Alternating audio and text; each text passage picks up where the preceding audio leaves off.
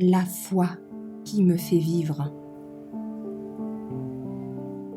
Christ devant l'Ancien des jours, le 20 juillet. Vivre à l'heure du jugement.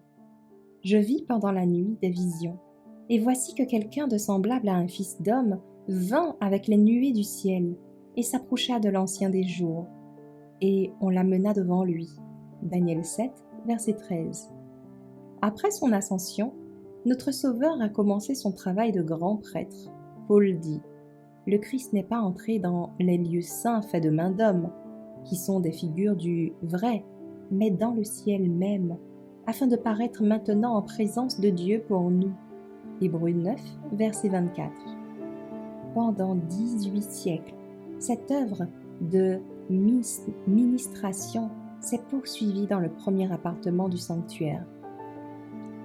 Le sang du Christ, plaidé en faveur des croyants pénitents, leur assurait le pardon et l'acceptation par le Père.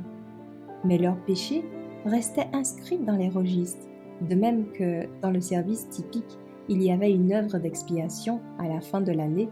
De même, avant que l'œuvre de Christ pour la rédemption des hommes ne soit achevée, il y a une œuvre d'expiation pour l'élimination du péché du sanctuaire. C'est le service qui a commencé lorsque les 2300 jours ont pris fin. À ce moment-là, notre grand prêtre est entré dans le lieu très saint pour accomplir la dernière partie de son œuvre solennelle, purifier le sanctuaire.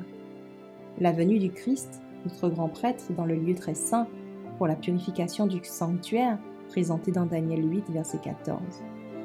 La venue du Fils de l'homme auprès de l'Ancien des jours, telle que présentée dans Daniel 7, verset 13. Et la venue du Seigneur dans son temple, prédite par Malachie, sont des descriptions du même événement. Et ceci est également représenté par la venue de l'époux aux noces, décrite par le Christ dans la parabole des 10 vierges de Matthieu 25, verset 53. La purification du sanctuaire implique un travail d'investigation, un travail de jugement. Cette œuvre doit être accomplie avant la venue du Christ, pour racheter son peuple, car lorsqu'il viendra, sa récompense sera avec lui, pour rendre à chacun selon ses œuvres. Au jour du jugement dernier, la position, le rang ou la richesse ne changeront pas d'un poil le cas de chacun. Par le Dieu qui voit tout, les hommes seront jugés parce qu'ils sont en pureté, en noblesse, en amour pour le Christ.